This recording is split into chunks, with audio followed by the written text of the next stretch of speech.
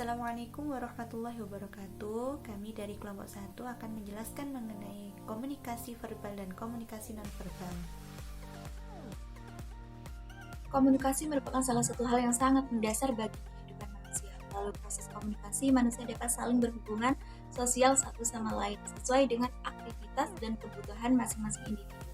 Hal itu sejalan dengan pendapat dari Marina dan Abdullah yang menerangkan bahwa komunikasi adalah kegiatan manusia untuk saling memahami pesan yang disampaikan oleh komunikator. Dengan kata lain, komunikasi dapat diartikan sebagai suatu proses penyampaian informasi baik pesan, ide maupun gagasan dari satu pihak kepada pihak lain yang umumnya dilakukan secara lisan atau verbal yang dapat dimengerti oleh kedua belah pihak yang bersangkutan. Bagi makhluk sosial, komunikasi merupakan hal yang sangat penting. Maka dari itu, agar komunikasi berjalan dengan efektif, perlu adanya tata cara komunikasi yang baik. Berkomunikasi yang baik ialah mampu menyalurkan pesan yang disampaikan oleh lawan bicara dan adanya kesinambungan dalam penyampaian pesan dan gerak-gerik atau body language orang tersebut agar dapat meyakinkan pesan yang disampaikan kepada lawan bicaranya. Hal itu sejalan dengan pendapat Effendi yang berpendapat bahwa komunikasi merupakan proses penerimaan pesan atau informasi dari individu satu ke individu lain, kelompok satu ke kelompok yang lain dalam kehidupan sehari-hari. Dalam kehidupan sehari-hari, komunikasi dapat berbentuk verbal, baik dalam bentuk ucapan maupun tulisan, dan juga nonverbal berupa kontak mata, ekspresi wajah, gerak tubuh, sentuhan, dan lain sebagainya.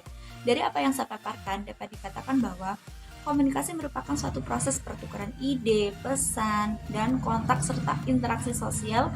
Melalui komunikasi, manusia bisa mengenal satu sama lain, menjalin hubungan, membina kerjasama, saling mempengaruhi, bertukar ide dan pendapat, serta mengembangkan suatu masyarakat dan budaya. Apa itu komunikasi verbal? Jadi komunikasi verbal merupakan kegiatan komunikasi atau penyampaian pesan atau informasi yang disampaikan oleh seseorang kepada orang lain yang menggunakan kata-kata, baik berupa kata-kata tertulis atau simbol maupun secara lisan atau langsung berbicara kepada lawan bicaranya. Komunikasi verbal merupakan komunikasi yang menggunakan kata-kata, baik itu secara lisan maupun tulisan. Hal tersebut menurut pendapat Raudonan tahun 2007. Kata sendiri merupakan lambang terkecil dari bahasa yang mewakilkan sesuatu hal, baik itu orang, barang, kejadian, ataupun keadaan. Komunikasi verbal paling banyak dipakai dalam kehidupan sehari-hari antar manusia untuk mengungkapkan pesan atau perasaan, emosi, pikiran, gagasan, fakta, data, dan informasi kepada lawan bicaranya.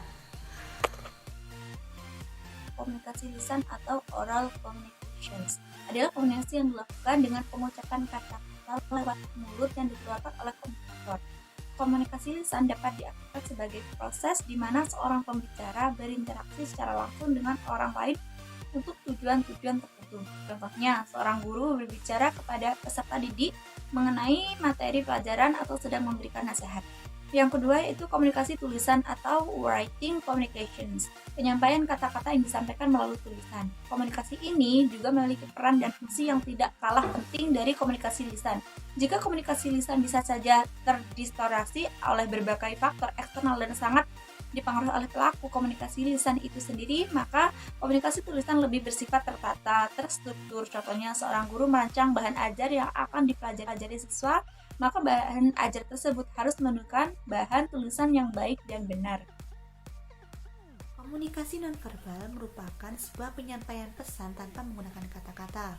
Misalnya seperti ekspresi wajah, gerakan tangan, gerakan tubuh, dan lain sebagainya. Nah, komunikasi nonverbal ini biasanya lebih daripada melukiskan peristiwa yang terjadi tanpa kata-kata dan tidak tertulis. Komunikasi nonverbal memiliki beberapa fungsi, yakni yang pertama fungsi pengulangan. Nah, fungsi pengulangan ini biasanya diawali dengan pesan verbal terlebih dahulu, kemudian dilanjutkan dengan pesan nonverbal. Seperti contohnya, seorang guru meminta siswanya di sisi lain untuk tenang. Lalu guru tersebut meletakkan ujung jari telunjuk ke depan bibir. Tindakan tersebut merupakan pengulangan karena adanya sebelumnya sudah menyampaikan pesan dengan kata-kata. Baru dilanjutkan dengan pengulangan tersebut menggunakan isyarat yang dinamakan dengan pesan nonverbal. Fungsi yang kedua yakni sebagai pelengkap. Nah, berfungsi sebagai melengkapi komunikasi verbal. Seperti contoh, ketika seorang guru masuk ke dalam kelas sambil menyapa siswa-siswinya, lalu diiringi dengan tatapan hangat dan senyuman. Yang ketiga, yakni berfungsi sebagai pengganti.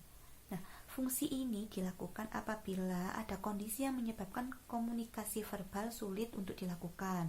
Seperti halnya ada seorang anak yang sedang serius belajar. Kemudian temannya mengajaknya ke kantin untuk membeli makanan. Nah, karena sedang seriusnya belajar, anak tersebut sulit untuk mengucapkan kata-kata. Kemudian dia secara spontan menggelengkan kepala yang berarti menolak ajakan teman tersebut. Yang keempat yakni berfungsi sebagai penekanan. Nah, fungsi ini erat kaitannya dengan keinginan yang besar dari pengirim pesan supaya pesan yang diterima dan disampaikan dapat diterima lebih cepat dan bermakna oleh penerimanya. Nah, seperti contoh, ketika ada guru yang marah, lalu guru tersebut menggobrak meja atau bahkan memukul papan tulis menggunakan penggaris. Fungsi yang terakhir yakni fungsi memperdayakan. Nah, fungsi ini erat kaitannya dengan pemaknaan yang kontradiktif, di mana pesan verbal dicoba artikan sebagai pesan nonverbal. Contoh, ketika seorang guru marah, mukanya merah padam. Nah, ketika ia ditanya apakah dia sedang marah, lalu guru tersebut mencoba mengatakan apabila dia sedang tidak marah. Selanjutnya, saya Filatul Khairillah dari Prodi Pendidikan IPS akan menjelaskan bentuk-bentuk komunikasi nonverbal. Bentuk-bentuk komunikasi nonverbal ini dibagi menjadi 3. Yang pertama, kinesik, yang kedua, ekspresi wajah dan kontak mata, yang ketiga, isyarat tangan. Kinesik, yang berupa gerakan tubuh yang meliputi gerakan kepala ataupun wajah. Dalam kegiatan berkomunikasi nonverbal, seseorang harus mampu memberikan pemahaman kepada lawan bicara melalui pesan nonverbal. Contohnya, anggukan kepala dengan arti setuju ataupun wajah tersenyum dan ceria dengan arti ketika kita itu sedang bersemangat gitu. Yang kedua yakni ekspresi wajah dan kontak mata. Seorang pembicara juga dapat memanfaatkan ekspresi wajah dan kontak mata sebagai bentuk dari pesan nonverbal. Contohnya ekspresi wajah ceria, tersenyum, membuka mata, mengangkat alis, dan lain-lain. Yang ketiga yakni isyarat tangan. Melalui isyarat gerakan tangan memberikan fungsi dalam hubungan profesional, hubungan sosial, dan keakraban. Contohnya, seseorang yang ingin naik angkot, dia melambaikan tangan. Hal tersebut bentuk isyarat kepada supir angkot untuk berhenti karena ia ingin menaiki angkot tersebut. Sekian penjelasan dari kami. Apabila ada salah kata, kami mohon maaf yang sebesar-besarnya. Wassalamualaikum warahmatullahi wabarakatuh.